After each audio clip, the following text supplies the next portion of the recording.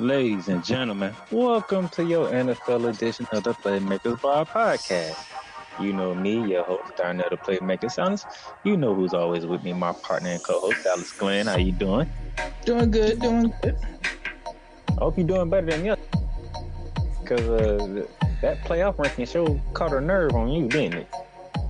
Oh, well, bro, you act like I'm the only person in the South. Stephen A was having the same argument on First Take the other day, but lucky for us, it's the NFL. We don't got to worry about no rankings. Yeah, you win and you end, you lose.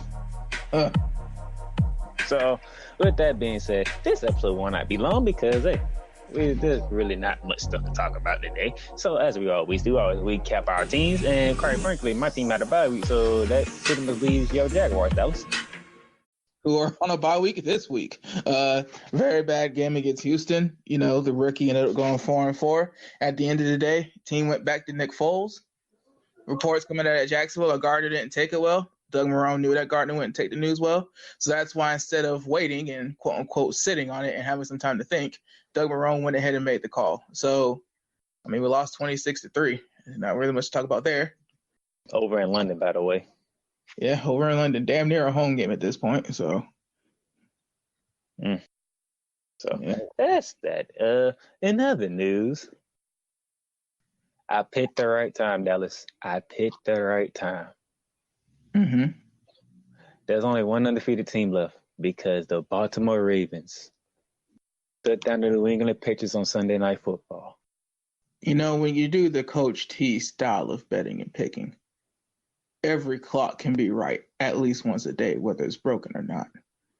No, it's twice today. Stephen A. It's twice today. Well, so it depends because what they're using military time. But I didn't do the Coach T thing, as you know. Cause I've been picking New England. I had the right moment. When do I believe New England can get beat? Because like you always say, do we believe these teams gonna go undefeated? If not, where can we see a loss at? I think what's surprising, because, now granted, and we talked, I didn't necessarily blame you for the pick because, it ain't going to be the Bills, especially now, but it's the way Baltimore won. It's how Baltimore won because New England, a.k.a. Bill Belichick, takes away the one thing you do well and makes you beat him another way. But that's not what he did. Lamar Jackson had a rushing TD, or do you have two rushing TDs? Two rushing TDs, one passing TD. I'm pretty sure he broke 60 yards rushing too. So Lamar Jackson did what Lamar Jackson does. They didn't make him throw it. That's the thing. Lamar Jackson had about, I think, 67 yards rushing, but people forget Mark Ingram ran for like 120. But that's the thing. It's to not sell out and stop the run, because let's be real, a quarterback is not about to run off guard. He's not about to run up the A gap and at a shotgun. This isn't college. This isn't Tim Tebow in the SEC back in 2006. Lamar Jackson's going to run sweeps. He's going to run off tackle. But Dallas, is it Bill Belichick not taking away, or is it the Ravens coaching staff putting the formations together to where they made the Patriots players have to pick and choose? But that's the problem, pick and choose. The whole thing about Bill Belichick taking away what you do best, there are still analysts to this day that don't want to eat the crow. There are still analysts that want to say he's an amazing athlete, average quarterback. Whatever, I think that's bull. Because these same analysts are saying that Cam Newton's probably going to get traded for in the offseason if he doesn't get cut. Lamar Jackson and Mark Ingram. By the way, Cam Newton is done for the season. They put him on IR. But my point is, Darnell, if Lamar Jackson can't run, he is an average NFL quarterback. But because he is such an elite runner out the backfield, it makes him Pro Bowl caliber. Going into that game, it doesn't matter. Okay, Mark Ingram, power back. For where he was drafted, bust thus far. They chose Alvin Kamara over him. He gets to be the north-south back while Lamar Jackson gets to take advantage of all the space and man coverage. Darnell, you stop that. You contain. You stop the run. You sell out for stopping the run. You go with your heavy D-line package. You have Dante Hightower and Kyle Van Noy working the edge and working the inside. Kyle Van Noy did not play that game. That explains that then. That's a huge reason why then. Did Jamie Collins play? Yes, Jamie Collins did play. Because if you know Jamie Collins. I say it like this because they did the full house package. So you had to pick. You got 2 tight ends, Lamar Jackson and Mark Ingram behind him. You don't know what they're going to do. They're about to run. Because even when we thought they was running, Lamar Jackson hitting tight ends, doing crossing routes. The weirdest thing is the New England Patriots have an elite defensive backfield. Jason McCourty and Stephon Gilmore alone can help carry a defense. But they have a pretty complete back end. They have very good second and third corners. I can't remember the name of their strong safety right now, but their strong safety is pretty decent. They have a really good backfield. That is a complete defense. So, okay, your linebackers are having trouble on the crossing routes. Okay, play action is working. The back end needs to just be playing center field then. The back end needs to be playing read and react. It's just odd to me that, like, the Ravens were able to run and use misdirection even after halftime. That's one of those things where it makes you wonder, like, I'm skeptical because John Harbaugh is a very good coach. John Harbaugh was one of the main coaches that can hang with Bill Belichick. And what people forget, Darnell, John Harbaugh is one of the few special teams coaches in history that basically goes straight from being a special teams coordinator to being an NFL head coach. That is something where it's like his mindset is just different. Just like Bill Belichick, people thought he was crazy when he used starters on special teams back in the early 2000s. John Harbaugh's whole philosophy is different because he knows that there are 3 phases of the game, and he knows that I don't have to do the traditional NFL pro style whatever. I can win with Lamar Jackson. I can topple giants with Lamar Jackson because I'm going to make an offense that's fit for him. It's just the fact that Bill Belichick, I'm not going to say let it happen, but didn't adjust. It makes me wonder what's going to happen when Baltimore has to go to Foxborough. Because let's be real, looking at the schedule, there's Buffalo, and that's it. After that game, I refuse to believe that the Patriots won't be on their P's and Q's. There have been a lot of 15-1 seasons. There have been a lot of 14-2 seasons. So I don't think, Darnell, that we're going to be as amazed to see a 15-1 Patriots team this year. I'm not counting on the 15-1 team. I'm not saying 15-1 team. There's another loss or 2 coming somewhere. Please don't do that. Oh my God.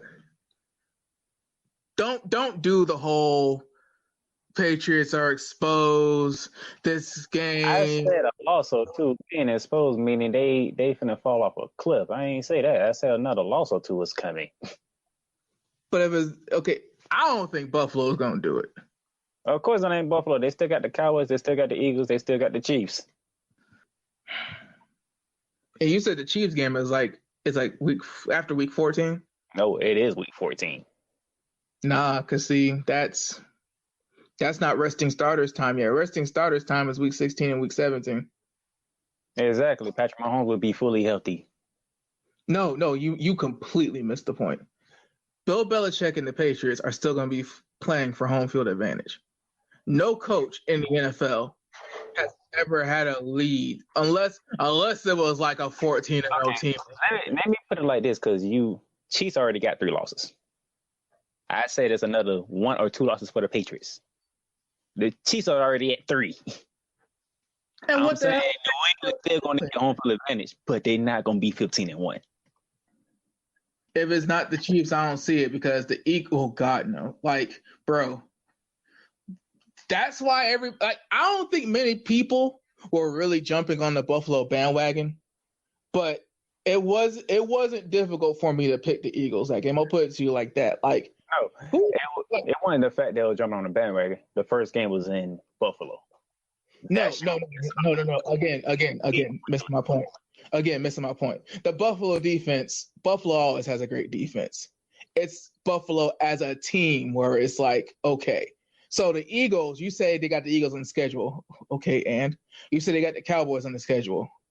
Okay, and like the Monday Night Football game, let's not let the final score deceive us. No. We're going to get to that. Finish. Don't even talk about it. We're going to get to that. So no. But we're going to get to it, but at the same time, though, don't say Cowboys and Eagles. Say Chiefs. Say the Chiefs already have 3 losses. Say they're going to be desperate. Say Patrick Mahomes is going to have to reel off another MVP-like run. And I keep 14-2. Because like you always say to me, any given Sunday, they got to go to Philly. You know, Philly going to be hyped for that game. It's Cowboys on the road. Because the Cowboys got to come to Foxborough, so you might chalk that up to the Patriots. Kansas City's going to Foxborough, but they already won in Foxborough before in the regular season, so it ain't nothing new to them. And they need to win that game. So, yes, I can see about another 1 or 2 losses coming. Will it happen? Maybe not, but I can see it. That's all I'm saying. They got a great defense. They ain't like Tom Brady's lighting up the league anymore. That in itself is a whole nother discussion. Sadly, though, that is exactly why, even with the Cowboys and the Eagles, I wonder, because Jesus Christ, Zeke was having a great game, and still, and Carson Wentz, God bless him, at this point, he might as well just try to stuff the ball to Zach Ertz. Now, let's switching gears. Get to this Monday night game that happened up in MetLife Stadium. That's the perfect word. It happened. Look here. Let's just say somehow, some way, Stephen A. Smith became the talk of Monday Night Football. And hopefully those of you who wasn't living on the right, you should know this by now, because it was a pretty back and forth game. Giants was hanging in there, and then all of a sudden a black cat was on the field. That black cat running around the Dallas Cowboys. Black cat came at MetLife Stadium and ran on the field. Next thing you know, the Giants went downhill from there. Surprisingly. So, like Dallas said, don't let the score fool you. But, geez, after that black cat appeared, it looked like the Giants went down and the Cowboys went up. Here is a tricky thing about the Giants situation. And this is why general managers like Gettleman get fired. To draft Saquon Barkley 2nd overall, knowing that Eli Manning had already fell off the cliff. And then in his 2nd year, let's be honest, Darnell, the Todd Gurley situation, the Ezekiel Elliott holdout, the Melvin Gordon situation, the Le'Veon Bell situation. You don't draft a running back that high, and then in his 2nd year, albeit after he did get hurt, limit his carries. They're trying desperately to basically play that old New York Giants Eli Manning football where it's Eli Manning's offense, it's Eli Manning's team, and the running game is a compliment so he doesn't drop back 50 times and get killed. It's obvious at this point that they got to stop trying to put the game in Daniel Jones's hand. Turnovers, picks, just not being able to work inside of the moment. You picked him 6th overall, so yes, he is going to have a much longer leash than a Gardner Minshew in Jacksonville. That being said, it is obvious that Saquon Barkley is not getting the ball enough. Screens starting in the backfield that need perfect blocking is not getting him the ball. They need to figure out how to just suck it up and run Saquon Barkley. Stop giving Daniel Jones 30-plus attempts a game to put you back even further. Because as great as Dak Prescott thinks he is, as much money as he thinks he's worth, that sledgehammer in the backfield wearing that 21 jersey is what's cleaning up these games for the Cowboys. That sledgehammer in the backfield wearing that 21 jersey is the reason why they're going to go as far as they're probably going to go. That sledgehammer in the backfield wearing that 21 jersey is why, for whatever reason, all these dang power rankings still got the Cowboys in the top 10. When in actuality, they might be, and it's weird to think, they might be the only playoff team in the NFL this year that's 9-7 or, God forbid, 8-8. Their division is that bad, and the way they played the Giants, the way they played the Jets, this team plays down. Oh my gosh. He said the Jets. The Jets. Didn't I tell you? I tried to tell you. And what did I tell you? What would happen if? What did I say if the Jets lost?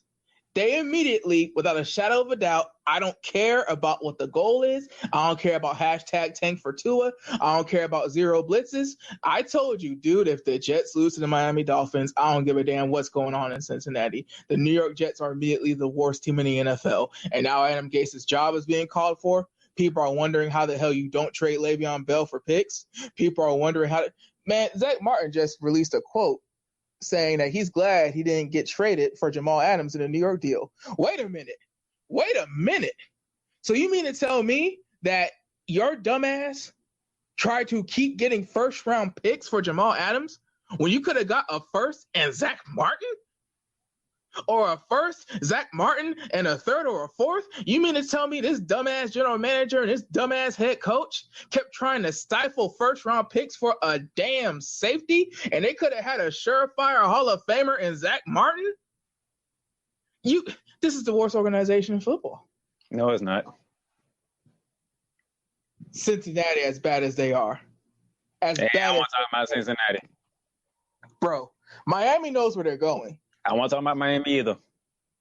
There can't be anybody worse. Or the Redskins. Nope.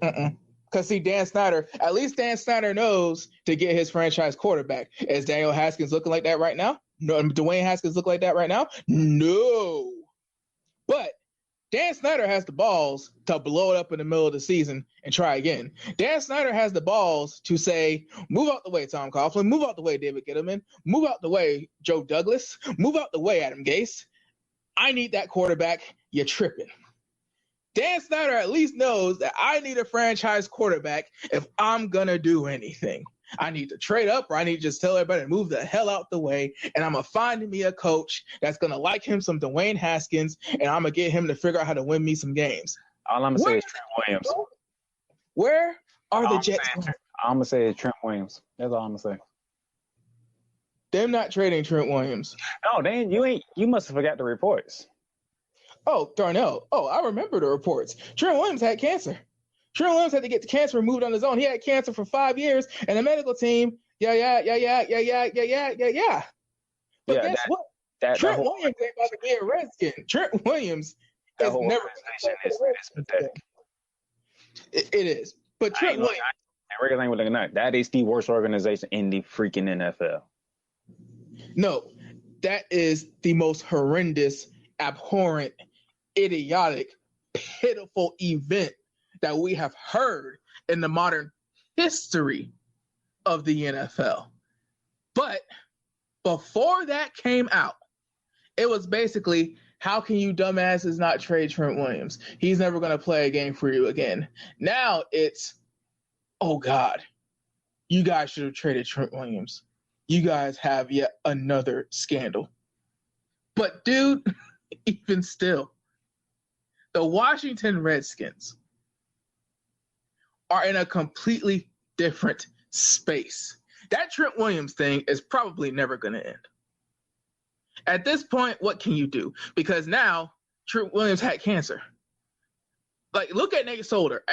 It's asinine and absurd to even think that with medical technology that we've gone this far. But look at Eric Berry and look at Nate Solder.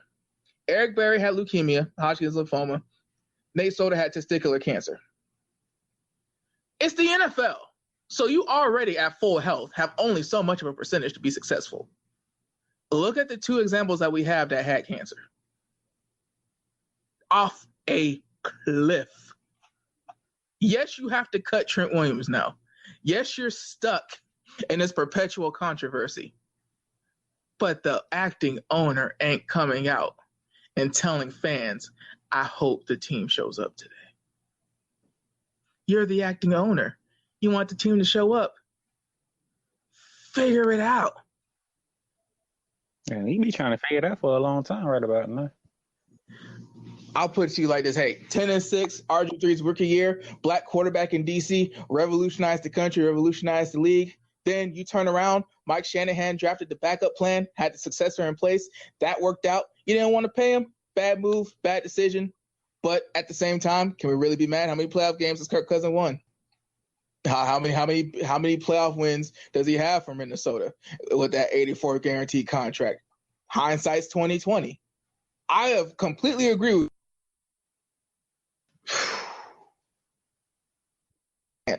I can't. The moment Dan Snyder fires Bruce Allen, it's the moment everybody says, he can't win with a damn, but he has the gusto. He has the heart. He knows what it takes. He just don't know how to do it. He fires Bruce Allen. You can't tell me that the Jets aren't the absolute worst organization in football, because all he has to do is fire Bruce Allen and fire that medical staff. Once he fires that medical staff and fires Bruce Allen, you cut it.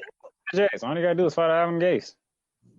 Oh, no. It's going to take way more than firing Adam Gase. It's going to take more than firing Joe Douglas. The owner himself said, I hope the team shows up. Bruh, come on. Then the real owner is out there being an ambassador to the UK or an ambassador to Ireland. Like, what? I mean, bro. Anyway, that's that. Pick. Oh, before I do that, don't say nothing. I just need to get this off my chest. Mr. Trubisky, get out your goddamn feelings.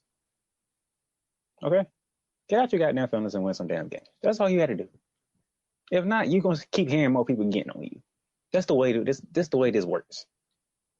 You win, they leave you alone or they praise you. You lose, you're gonna hear from people. So get out your feelings.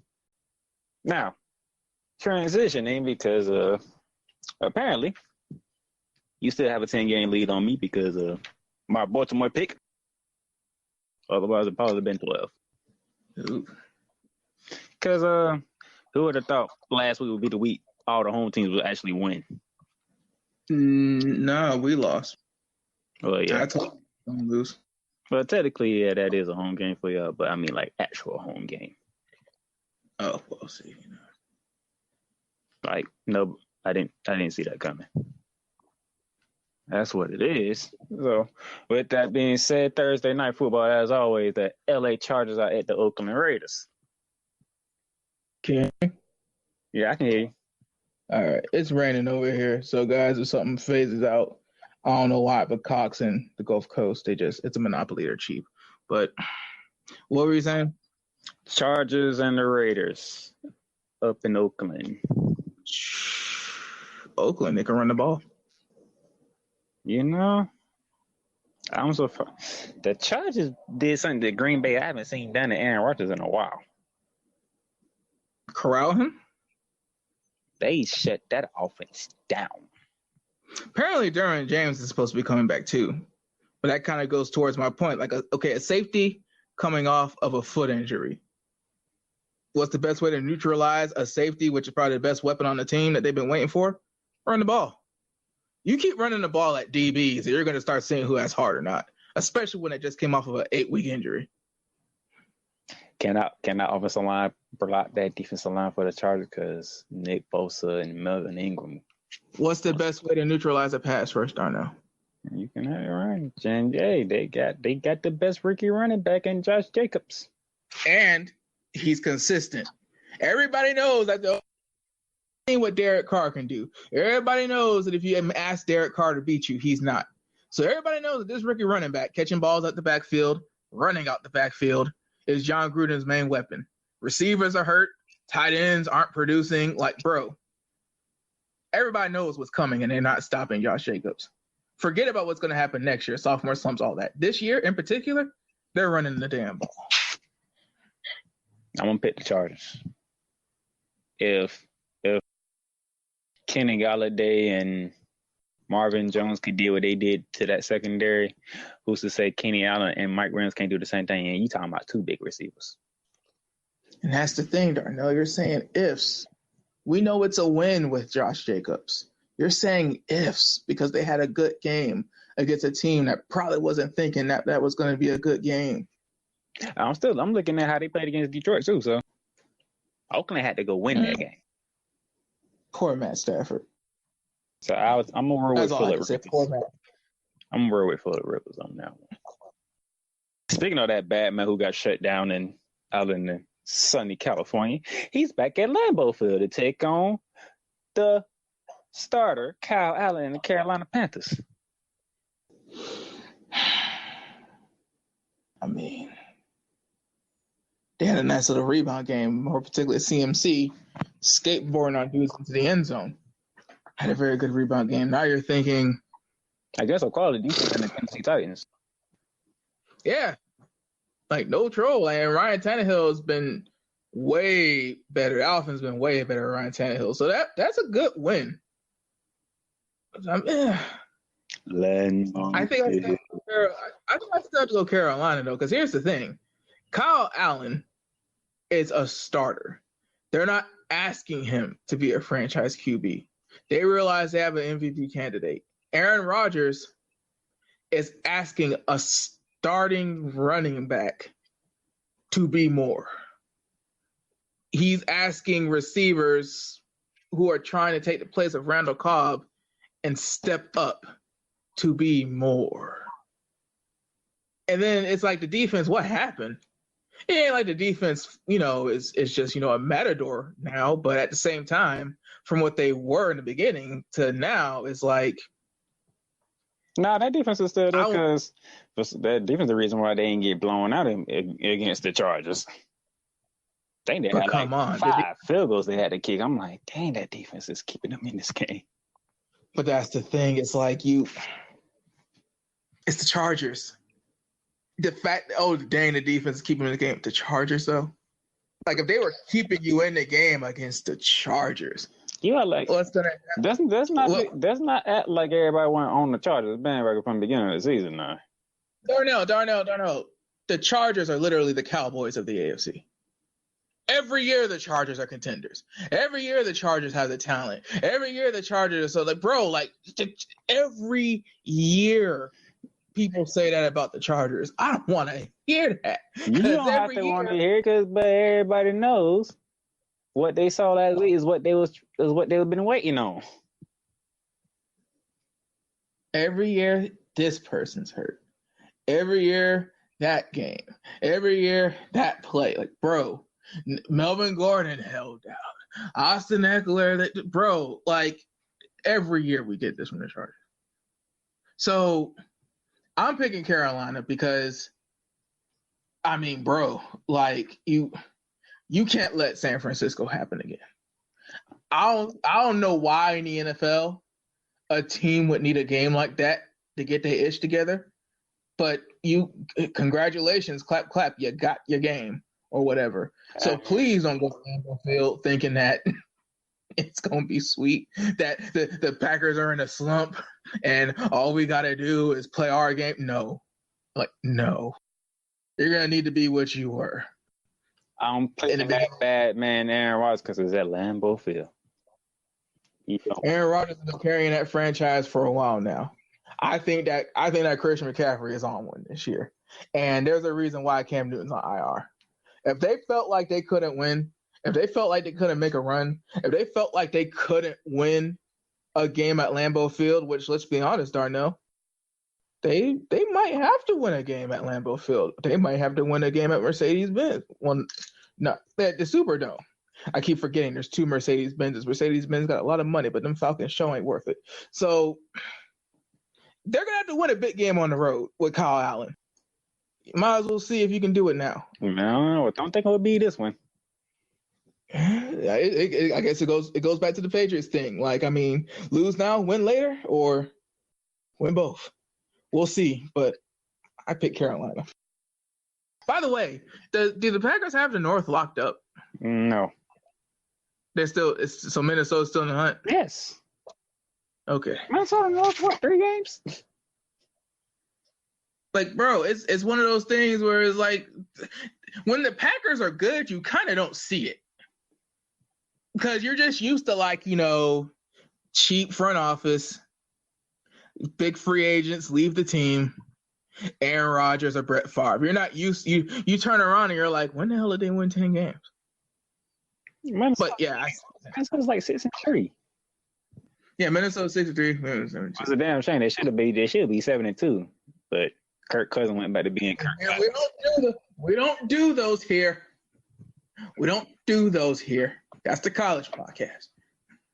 Kirk Cousins went back to being Kirk Cousins. Damn it. We are who we thought they were. Anyway, and we let them off the hook. Before I get to the 4:00 afternoon, I forgot to mention this is the short week, Dallas. This is the week where a whole bunch of teams is on the bye week. This is this week. So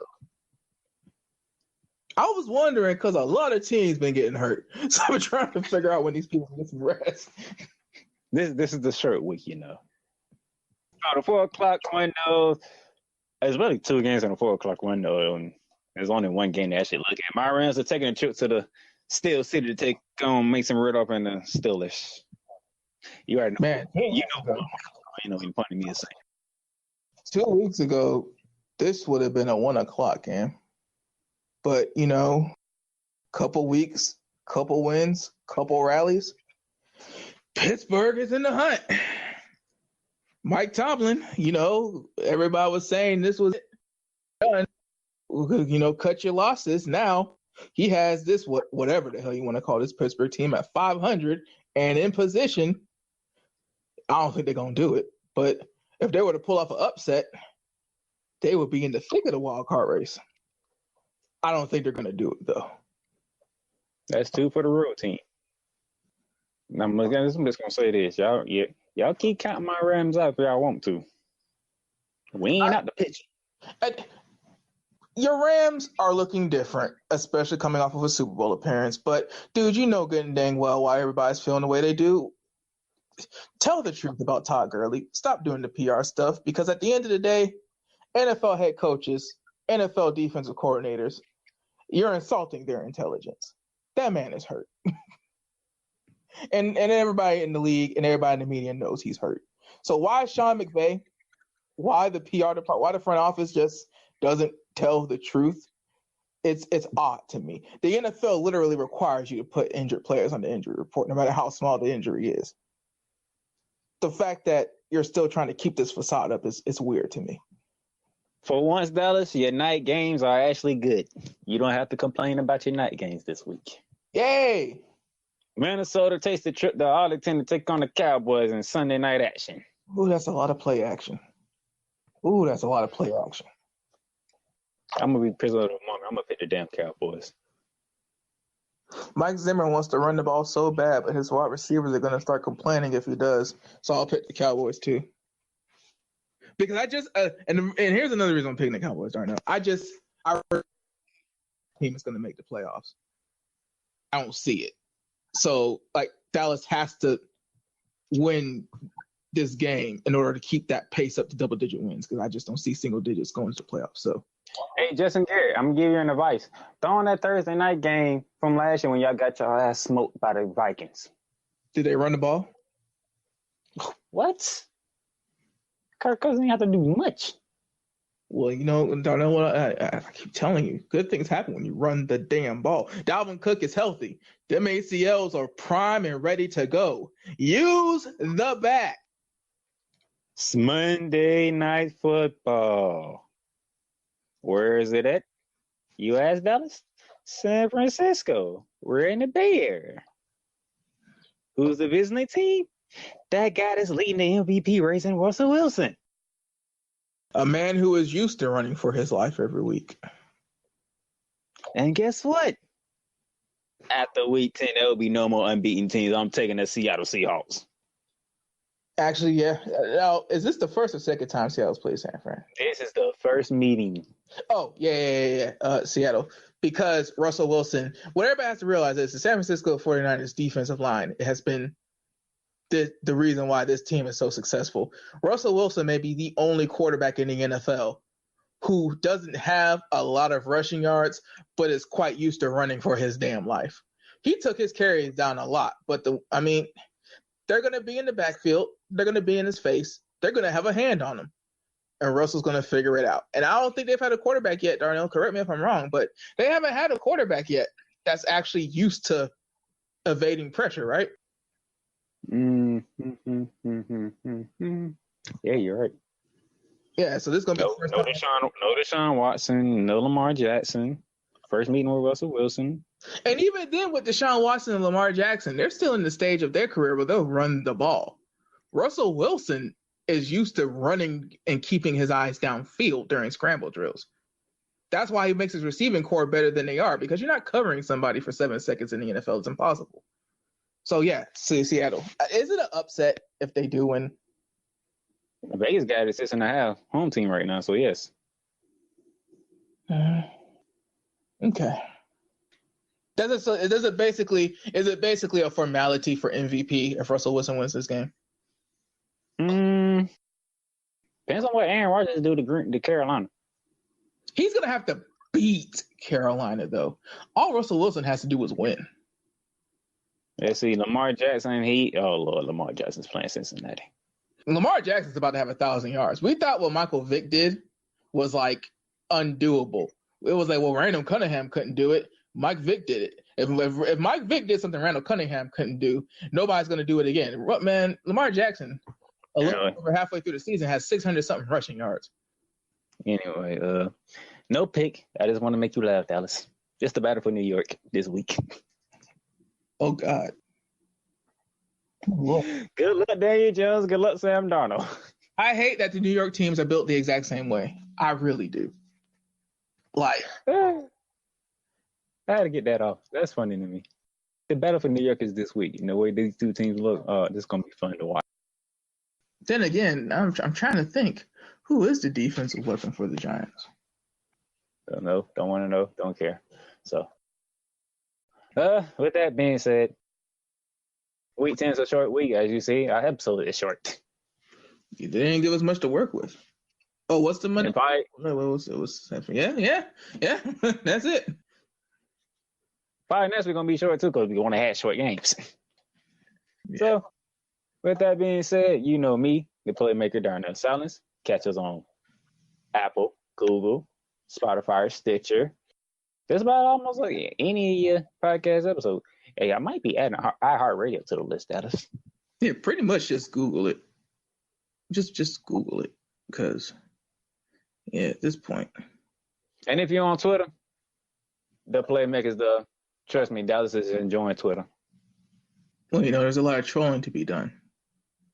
Yeah, you might catch some trolling Sunday, because there ain't gonna be much eye-catching action going on. Yeah, luckily Sunday is gonna be a dull day, because I do have a lot of work to do at the day job. But hey, I'm looking at this. And the Jazz on a bye week, so. Yeah, I'm looking at the Falcons having to go to New Orleans, so I might have something. I might rattle off a couple.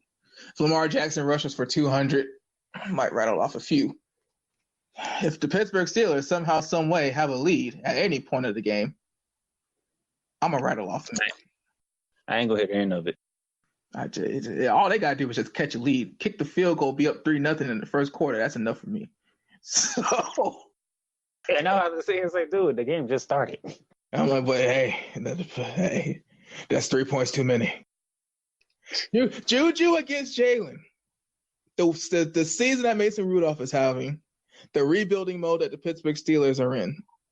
You know what? I got a game for you. I have a perfect game for you, which we'll talk about trolling. The Buffalo Bills are going to Cleveland. That's your game right there. Yeah, I'm looking at it, and I'm just thinking to myself, like, damn, that is going to be a quarterback clinic on what not to do. Kids in high school, after you rest up on Saturday, have a date with your girlfriend or your boyfriend. Watch that game.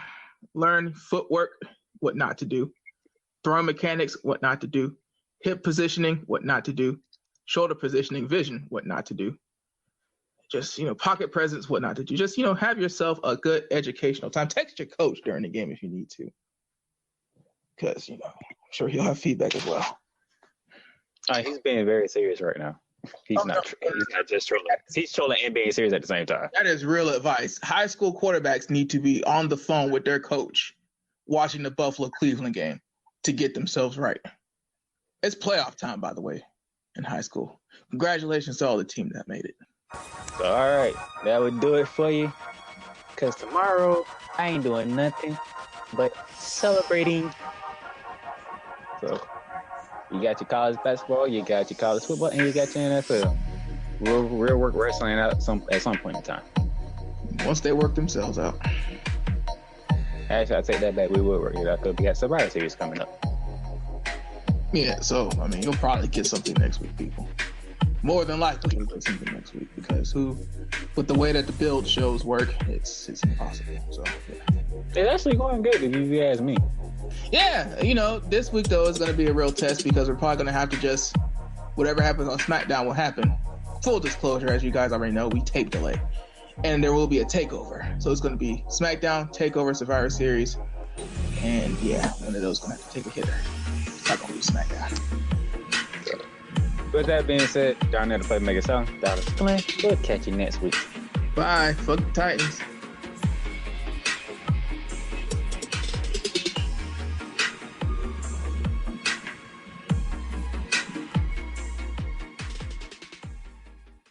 The podcast you just heard was made using Anchor. Ever thought about making your own podcast? Anchor makes it really easy for anyone to get started. It's a one-stop shop for recording, hosting, and distributing podcasts. Best of all, it's 100% free. Sign up now at anchor.fm/new. That's anchor.fm/new to get started.